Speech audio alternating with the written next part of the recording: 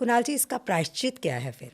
इसका प्रायश्चित है सुबह उठ करके अपनी पत्नी के पांव जमीन पे पड़ने से पहले उसको चाय पिलाएं, पत्नी की खूब सेवा करें, पत्नी को उचित मान सम्मान दें जिसकी वो हकदार है। जी।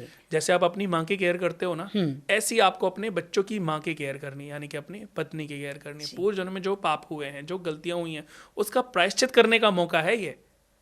अगले जन्म में पता नहीं आपको ये मौका भी मिलेगा नहीं मिलेगा पता नहीं, पर इस जन्म में अगर मौका भी मिल रहा है ना, तो आप खुशकिस्मत वाले हो।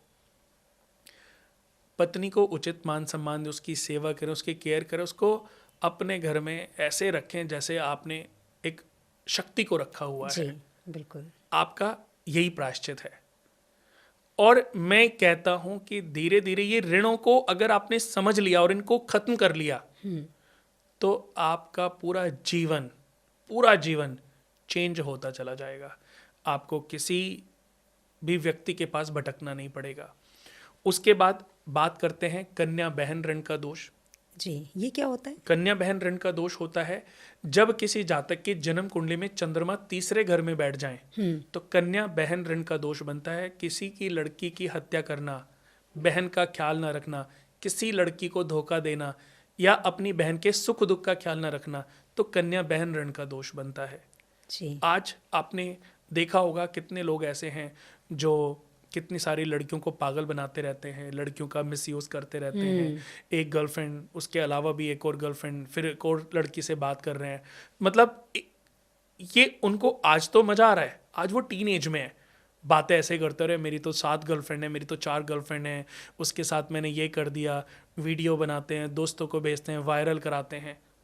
उनको पता नहीं है भी जाने न जाने वो कितनी बड़ा पाप कर रहे हैं, और उस पाप के हकदार कहीं ना कहीं उनके माता पिता भी हैं। पर ये लड़के ही नहीं, ये लड़कियां भी ये कर रही हैं दोनों आजकल चीजों लड़कों के की साथ। देखो, हम एक कुंडली की बात कर रहे हैं, वो चाहे पुरुष हो चाहे स्त्री हो, ये ऋण हमें इंडिकेशन दे रहे हैं। चाहे लड़के की कुंडली में है तो भी कन्या बहन ऋण का दोष है, और लड़के की कुंडली में है तो भी कन्या बहन ऋण का दोष बना है। जी।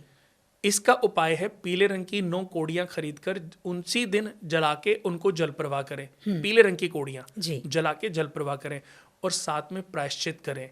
किसी लड़की के साथ ना धोखा करें और ना कभी धोखा होने दें, क्योंकि भगवान आपके प्रायश्चित को पूर्ण करने के लिए आपकी परीक्षा एक बार जरूर लेंगे, और वो परीक्षा में आपको पास होना है। वो किस वे में हो सकता है, कोई लड़की आपकी परीक्षा लेने आ जाए, या हो सकता है कोई लड़का आपकी परीक्षा लेने आ जाए। आपको पास होना है।